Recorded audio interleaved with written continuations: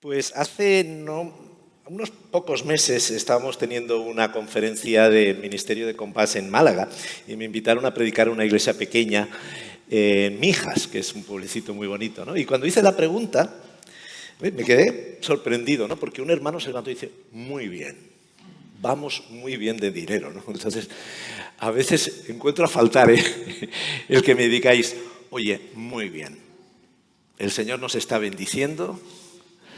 Estamos haciendo todo lo posible para ser buenos mayordomos, pero la verdad es que no siempre es así.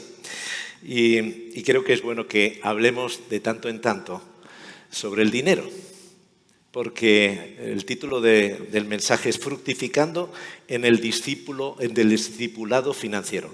El grupo de trabajo que hay en la Alianza Evangélica es discipulado financiero, ¿no? Bien, fructificando en el discipulado financiero. ¿Vosotros creéis que es importante el tema de la gestión del dinero, de los recursos en la Biblia? Sí, ¿no? Entonces, ¿por qué no se habla tanto del dinero en las iglesias? Aproximadamente 500 veces se relaciona pues, la palabra fe, la palabra oración en la Biblia, unas 500 veces. Pero todo lo que está relacionado con el dinero, la gestión de los recursos, 2.350 veces. Entonces, tiene que ser importante, ¿no? Y de eso vamos a hablar. Hay un versículo en Juan 15, 7, que me gustaría introducir, que dice, en esto es glorificado mi Padre. ¿En qué? En que llevéis algo de fruto. No. Mucho fruto. Y seáis así mis discípulos. Fijaros cómo se relaciona ser discípulos con llevar fruto. Pero ¿vosotros creéis que solamente hay que llevar fruto en el aspecto espiritual para ser discípulos de Jesús? No, en todas las áreas de la vida nos pide que llevemos fruto. Entonces, bueno, vamos a ver cómo podemos dar fruto en las finanzas o en el discipulado financiero. Luego Pablo, en Gálatas, nos da más detalles en qué consiste este fruto y lo relaciona, lógicamente, con el fruto del Espíritu Santo, ¿no? Y veremos cómo ese fruto del Espíritu Santo, esos elementos, son una guía práctica para nuestra vida, no solo en cuestiones de fe, no solo en cuestiones de dones, sino en cuestiones de relaciones personales, también en el tema, incluso en el tema sexual, hace poco predicaba sobre este tema, también en el aspecto económico. Tiene que ser una guía práctica que la deberíamos de poner en marcha en todos nuestra vida, ¿no? Y hoy lo hablaremos a nivel de las finanzas, ¿no? ¿Podemos apartar la fe de la cartera? ¿Qué pasa cuando apartamos la fe de la cartera? No creo que las cosas nos vayan muy bien. La manera en que manejamos la cartera o el dinero es un acto externo, pero que dice mucho de nuestra vida espiritual interna. ¿O acaso un creyente debería de gastar, incluso de ganar el dinero, como lo hace una persona que no es creyente? Nos debería de distinguir también la forma de ganar, la forma de ahorrar, la forma de gastar, ¿no? Creo que eso es muy importante. Y esta mañana vamos a hablar del ser, de lo que debemos ser como buenos mayordomos, como buenos discípulos financieros. Y esta tarde hablaremos de lo que hay que hacer, ¿no? Ya hablaremos cosas prácticas que espero que nos ayuden en nuestra vida económica. Bien, el versículo de referencia sabéis que es el fruto del Espíritu Santo. Pero el fruto del Espíritu es amor, gozo, paz, paciencia, benignidad, bondad, fidelidad, mansedumbre, dominio propio. Este último a mí es el que más me cuesta. Y mi mujer me lo confirma constantemente. Bueno, pero vamos a tener como referencia, vamos a tomar un ejemplo bíblico que todos entenderéis por qué lo tomo. en el principio de los siglos hubo una persona, un gran gestor económico, entre otras cosas, y que puso en marcha, puso en práctica el fruto del Espíritu Santo. Y es José en Egipto. Vamos a ver cómo Josué, en las cosas que dijo, en las cosas que hizo, el Espíritu de Dios estaba con él. De hecho, el mismo Faraón, cuando le interpreta los sueños y le motiva a que busque una persona sabia y en este caso competente, el Faraón lo consulta con sus ministros y al final le dice: ¿podemos encontrar una persona así en quien repose el Espíritu de Dios? Esa es la clave para el éxito de cualquier gestor, el que el Espíritu de Dios esté en nosotros. Y esa fue la clave del éxito, permitidme entre paréntesis o entre comillas, el éxito que tuvo José, que lo pasó muy mal, pero llegó a ser el hombre más poderoso en ese momento de esa región después del faraón, ¿no? Y en el fruto del Espíritu, en el fruto del Espíritu Santo encontramos el carácter de Cristo. Entonces, debemos de ser como Cristo para poder ser vencedores en todas las áreas de nuestra vida, aunque pasemos dificultades. Pero si algo tiene que darnos, el ejemplo máximo que tenemos es la figura de Cristo. Y eso es lo que nos va a acercar el texto. Ahora que vivimos por el Espíritu, dice Pablo, andemos en el Espíritu.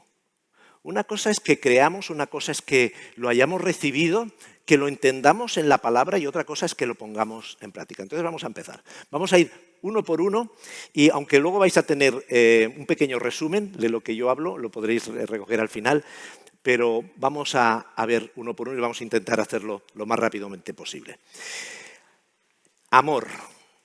Ese es el primero que vemos. Uy, ¿qué tiene que ver el amor con el dinero?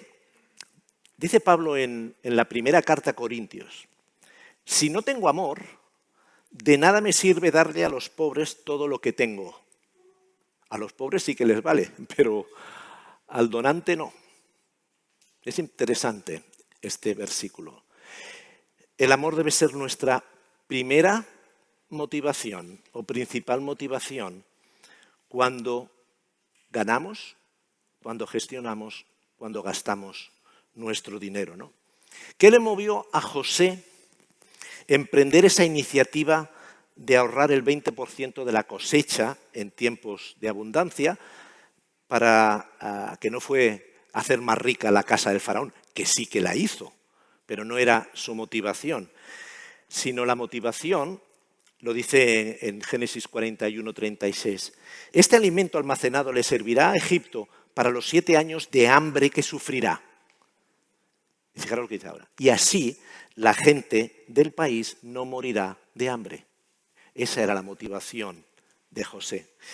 ¿Cuál es nuestra motivación cuando tomamos decisiones financieras? Os quiero dar una guía para tomar decisiones financieras, que la tendréis también apuntado, para que veáis si realmente las decisiones que estáis tomando de alguna manera están alineadas a la voluntad de Dios o al fruto del Espíritu Santo. Hay un ejemplo muy claro. ¿Alguien me puede recitar Juan 3:16?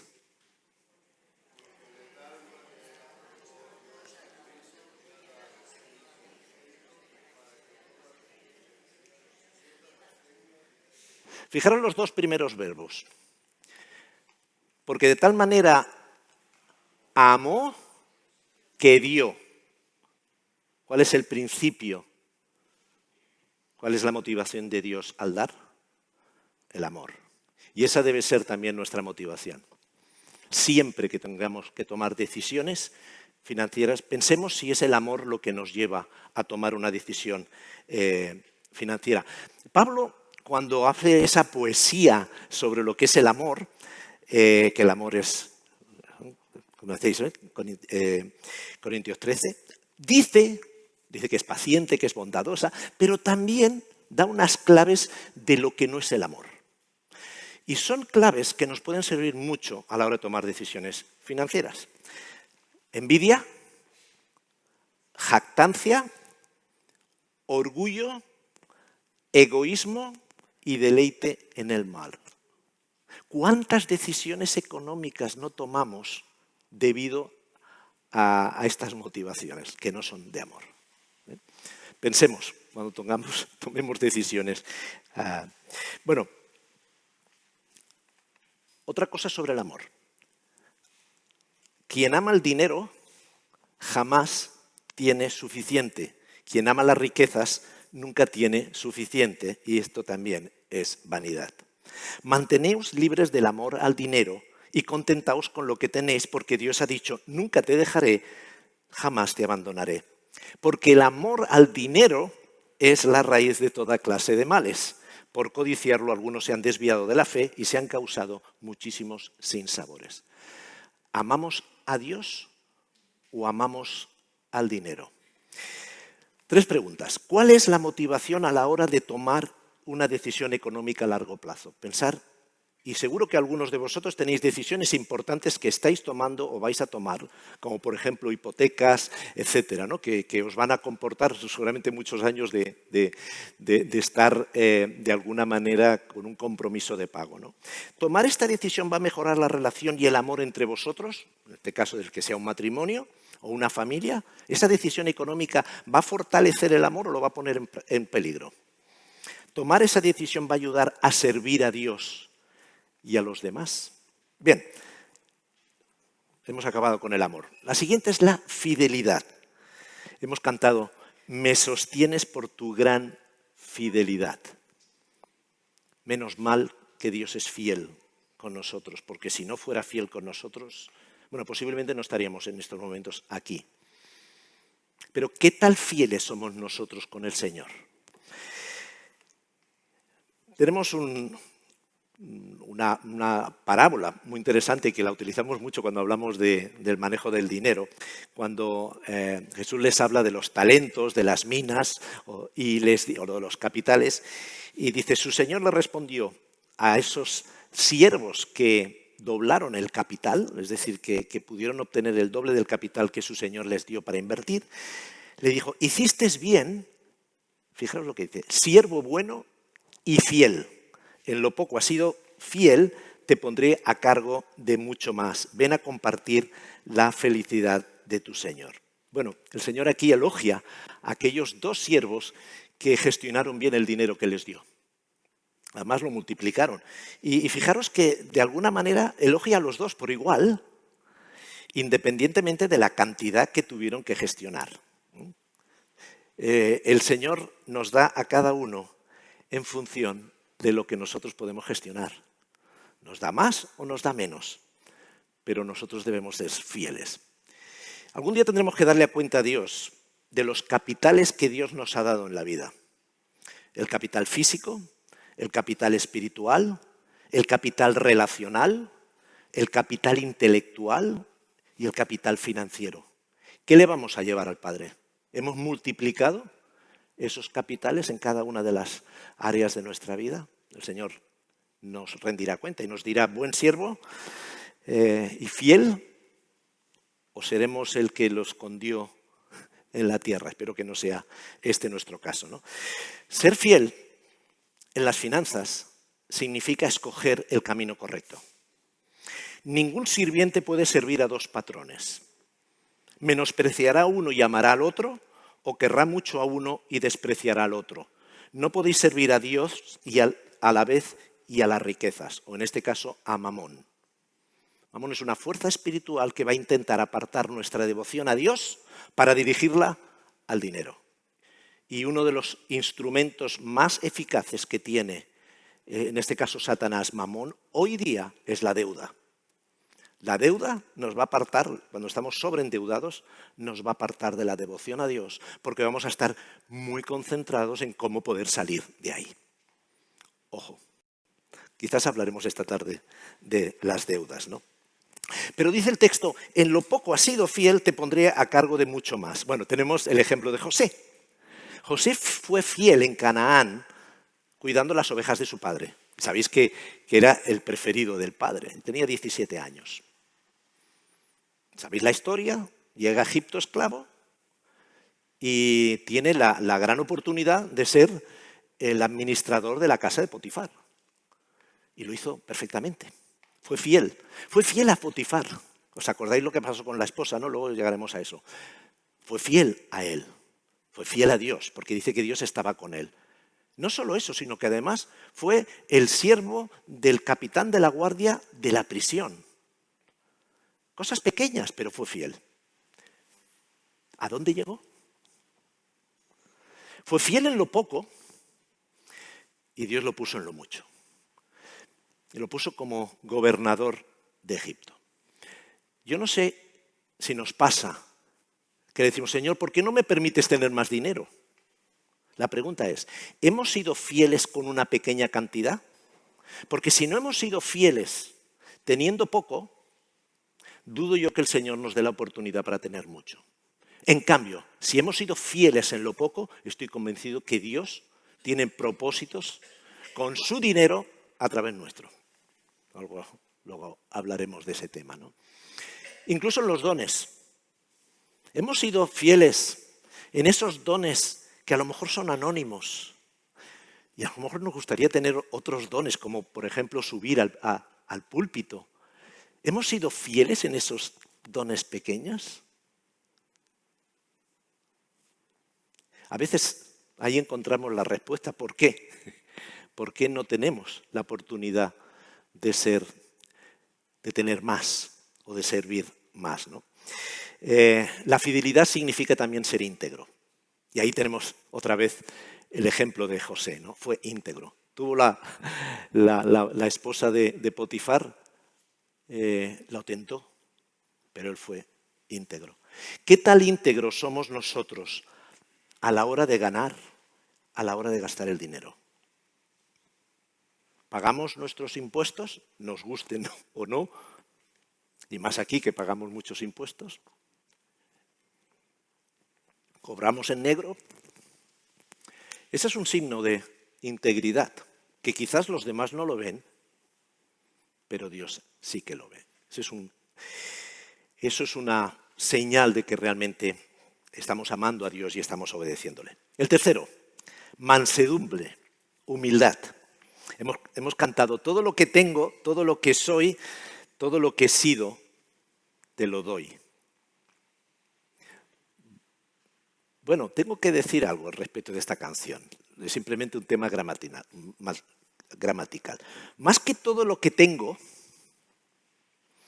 es todo lo que hay, porque en hebreo esa partícula tener no es hay o no hay. Lo digo porque tenemos que tener la suficiente humildad para reconocer que nosotros no tenemos nada. ¿De quién es todo? Bueno, eso lo hemos aprendido incluso en la escuela dominical, ¿no? Otra cosa es que realmente vivamos en consecuencia con ello, ¿no? En la Biblia acá tenemos como 250 nombres de Dios, ¿no? Y uno es el creador. Yo creo que todos creemos 100% que Dios es el creador del universo, de las naciones, del individuo. Ahora, ¿seguimos creyendo que Dios es dueño de todo? ¿O ha transferido la propiedad a los hombres? Dice, del Señor es la tierra y todo lo que en ella hay, el mundo y los que en él habitan. Antes hablamos con Eric de que, hablando de una casita, cuando compramos una parcelita, una tierra, ¿de quién es la tierra? Bueno, en la escritura del que paga los impuestos, que seguramente que es el que la compra, ¿no? La tierra no se venderá a perpetuidad porque la tierra mía es. ¿Y el dinero? El dinero es nuestro, ¿no? Mía es la plata y mío es el oro, dice Dios de los ejércitos. Eso lo tenemos en la palabra. Entonces, ¿quién es el dueño de todo? Bien, entonces, ¿cómo interpretamos la enseñanza de Jesús sobre dar a Dios lo que es de Dios y al César lo que es del César? ¿Qué le pertenece a Dios? ¿Convencidos o no? Todo, ¿no? Entonces, ¿qué le pertenece al César? Su derecho y su poder pertenecen a Dios. Porque Él puede usar lo que Dios le permite en su función de gobernante. Pero tengamos la perspectiva correcta de que todo pertenece a Dios. Y esa es la actitud que debemos de tener cuando vamos a utilizar el dinero. Estamos utilizando el dinero de Dios. Nosotros somos administradores. Entonces, ¿qué tenemos que hacer? Bueno, tenemos que ser buenos administradores, desde luego, ¿no? Porque además no solamente Él es el creador y es el dueño del todo, sino que además controla, tiene todo el control. Hemos cantado, Dios reina en mí, Dios reina en todo, es decir, sigue controlando todo. Entonces, si Él es el creador, Él es el dueño y además tiene todo el control, nosotros somos administradores de Él. Él sigue teniendo el control de todo. Y algún día quizás hablaremos de la generosidad y veremos cuál es el propósito de Dios con todo esto, ¿no? Ahora es importante ver también una faceta importante de Dios, que Dios es el proveedor. No sé cuántos de vosotros, si os pregunto quién es el proveedor en casa, ¿qué me contestaréis? Hermana, ¿quién es el proveedor en tu casa? Su marido. ¿Hay alguien que sean los dos, que trabajen los dos? Bien. ¿Hay alguien que no trabaje ninguno de los dos? Bien. Cuando aparece el primer nombre de Dios como proveedor, ¿os acordáis? Jehová Jiré, ¿cuándo fue? Cuando Abraham debe de sacrificar a su hijo Isaac. Bien, en ese momento aparece un carnero y ahí Dios proveerá. Bien, hermanos, si pensáis que quien provee es el esposo o la esposa, estamos equivocados. Dios es el que provee. Lo puede hacer a través del marido, lo puede hacer a través de la esposa, lo puede hacer a través de los dos o lo puede hacer a través de ninguno de los dos. ¿Cuántas familias viven de los abuelos o de las ayudas sociales, ¿no? Dios es el que provee y nos da la capacidad para que podamos ganar ese dinero y administrarlo, pero es Dios. Y Dios dice que proveerá a todas vuestras necesidades conforme a sus riquezas, ¿no? Más buscar primeramente el reino de Dios y su justicia y todas esas cosas necesarias para vivir serán añadidas. Y hay muchos textos que dicen sobre este tema, ¿no? Pero cuidado, habla de necesidades. Y nosotros hoy en el siglo XXI tenemos una facilidad de confundir necesidades con deseos terrible. Una necesidad es eso que necesitamos para vivir. La casa, el vestido, la comida. Y cualquier cosa que pase de ahí es un deseo. Pero la sociedad de consumo nos lleva a que cualquier deseo es una necesidad. Y eso lo tenemos en los adolescentes, ¿no? Muy claro, ¿no? Entonces, cuidado, no nos equivoquemos y confundamos deseos con necesidades. Dios dice que va a suplir nuestras necesidades y nos da la capacidad para que nosotros podamos desarrollar esa capacidad, digamos, laboral, ¿no? O intelectual, ¿no? Pero no quiere decir que Dios no vaya a cumplir con nuestros deseos, pero fijaros lo que dice el texto. Deleítate a sí mismo en Jehová y Él te concederá las peticiones de tu corazón. En todas las promesas hay una cara y una cruz. Es una moneda. Casi siempre nos fijamos en la parte, digamos, en la cara A, lo que Dios nos da, pero nunca nos fijamos, o pocas veces, en lo que nosotros debemos de hacer. Deleítate a sí mismo en Jehová y Él te concederá las peticiones de tu corazón. ¿Nos deleitamos en Él? ¿Pasamos tiempo conociéndolo? ¿Disfrutamos de su presencia? Si es así, muy posiblemente el Señor cumplirá con los deseos de nuestro corazón, porque nuestro corazón está alineado al de Dios. Bueno, pero sí que requiere una renuncia por nuestra parte. Ya hemos visto que la renuncia es que dejemos de pensar que somos los dueños.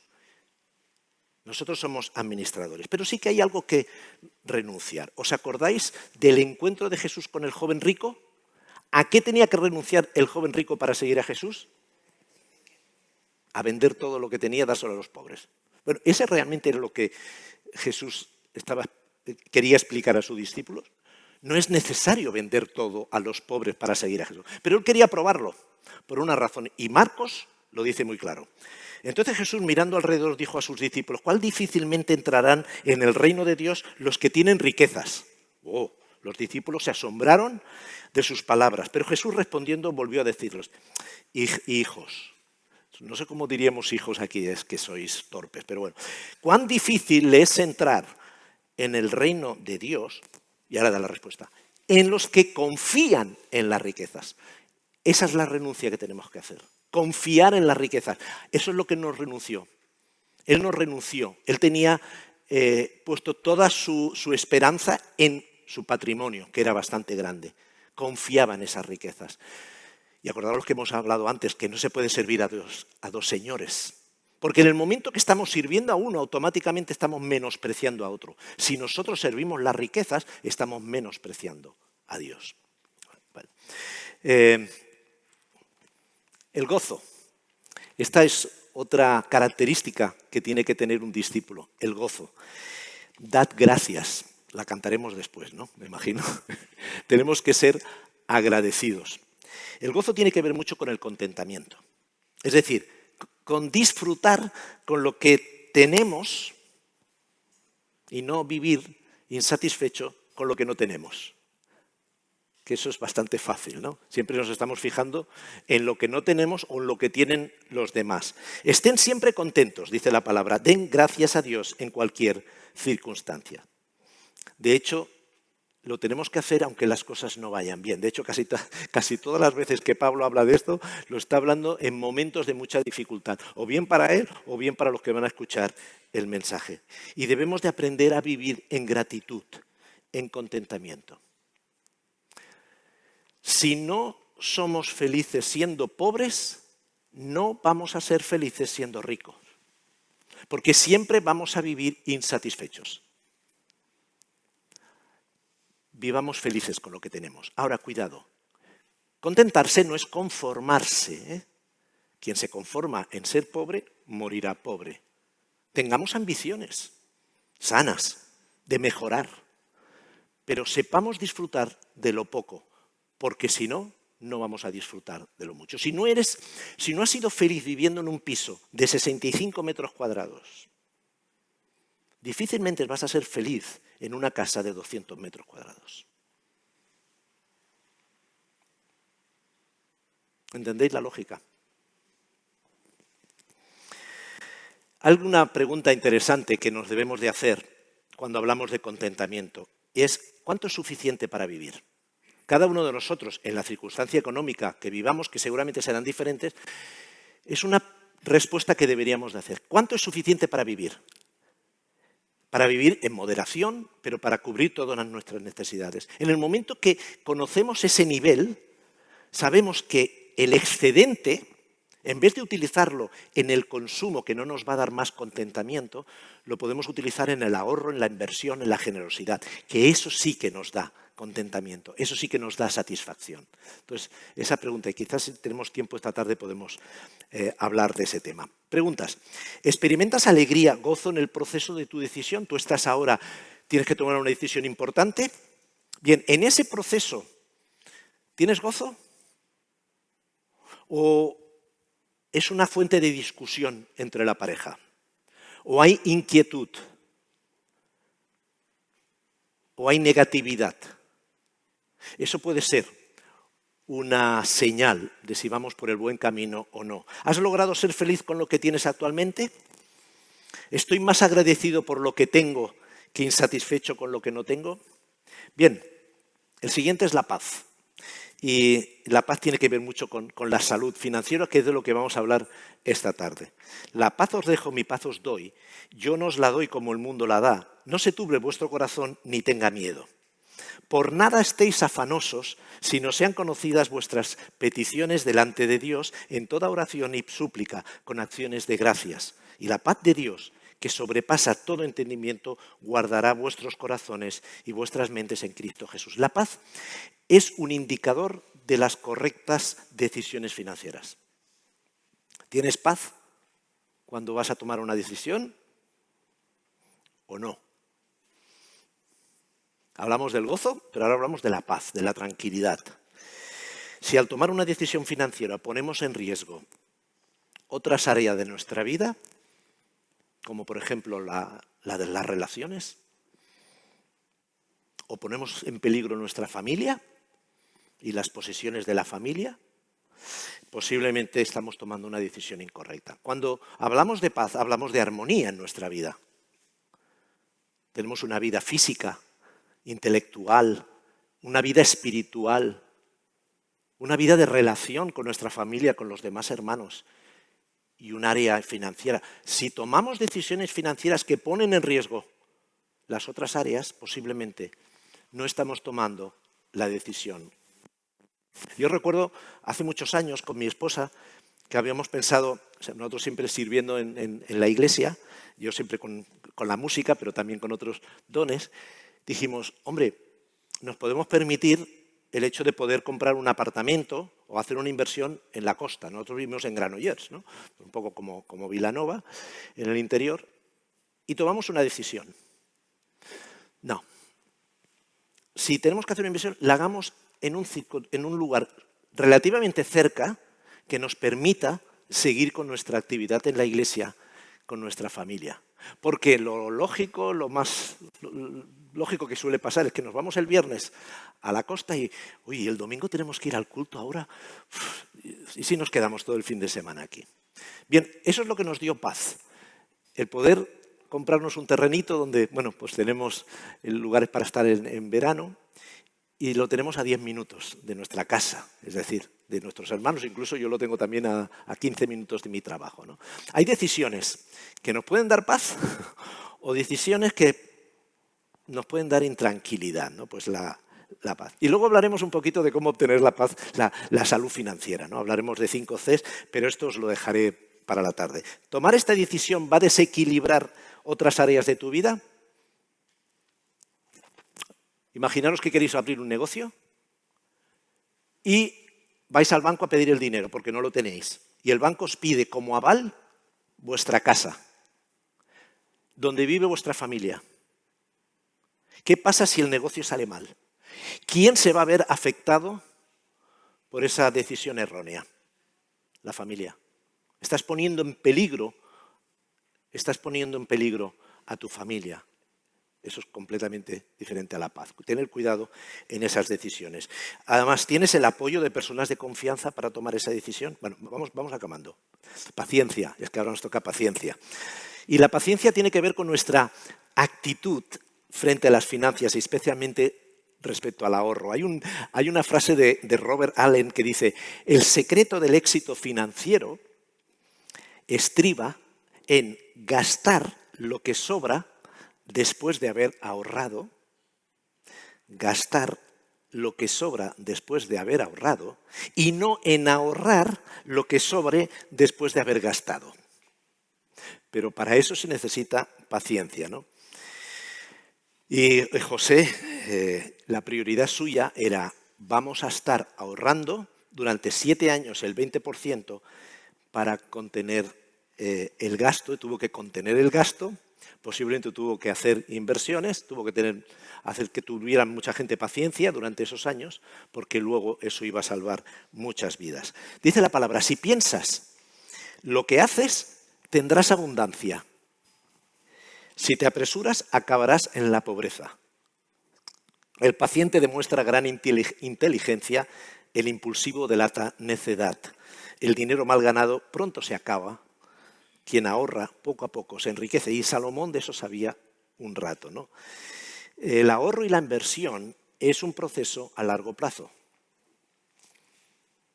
Aunque a veces queramos que sea a corto plazo. Criptomonedas. Yo no estoy en contra de las criptomonedas, pero dice un texto, todo me es lícito, pero no todo me conviene. El sábado pasado estaba haciendo un taller para Chile, para una iglesia surfista, ¿no? Y les ponía ese ejemplo. ¿Es lícito hacer surfing en el mar Sí. Si no sabes nadar, ¿es conveniente? Bien, ¿es lícito invertir en criptomonedas? Sí. Si no conoces nada de lo que hay del juego de las criptomonedas, ¿es conveniente? Entonces, pensemos que todo es lícito, pero no todo nos conviene, ¿no? Dice el texto que quien ahorra poco a poco se hace rico. Pero vivimos en una sociedad que queremos ser ricos. Además, trabajando poco e invirtiendo. Ojo, ojo, porque esta sociedad nos lleva a eso. Tenemos que tener paciencia también para esperar la respuesta de Dios. A veces tomamos decisiones financieras equivocadas porque no le hemos dejado a Dios que obre, porque quizás Él tiene otros planes de financiación. A nivel individual, a nivel de iglesia, a nivel de comunidad, oremos, porque quizás Dios tiene planes diferentes a los nuestros. No le hagamos ningún favor a Dios, pero a veces le queremos hacer un favor. No te preocupes, yo ya voy directamente al banco y pido un préstamo. Los favores a Dios se pagan caros. Acordaros de la historia de Sara y Abraham. Dios le promete un hijo y al cabo de unos años, Sara ve que el hijo no venía. Digo, Señor, te voy a hacer un favor, no te preocupes, ya me encargo yo. Le pone la sierva. Abraham tiene un hijo, Ismael. ¿Qué hijo tuvo que sacrificar Abraham? Ismael. Ese fue el sacrificio de Abraham. Tuvo que sacrificar a Ismael, lo tuvo que abandonar, lo bendijo, pero lo tuvo que sacar de su familia. Ojo, no cometamos esos errores por hacerle favores a Dios. Aún todos lo estamos pagando, Gaza, Israel. ¿Eres consciente de que esta decisión requiere de un sacrificio a largo tiempo, a largo plazo? ¿Sientes que has tomado el suficiente tiempo para analizar esta decisión? ¿Lo que quiero es lo que necesito realmente? ¿He orado y esperado lo suficiente para tener la respuesta de Dios? Esas son las preguntas que tenemos que hacernos cuando tenemos que tomar decisiones financieras. Dominio propio. Eso está en las antípodas de la paciencia, ¿no? Es ser impaciente o no tener dominio propio. Y tiene que ver con el autocontrol. Alguien dijo que el principal enemigo de los seres humanos que siguen a Dios no es Satanás, sino nosotros mismos.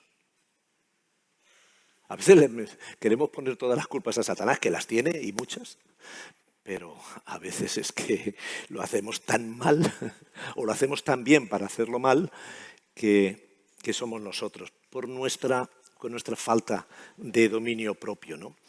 Pues Dios nos ha dado un espíritu, no nos ha dado un espíritu de timidez, sino de poder, de amor y de dominio propio.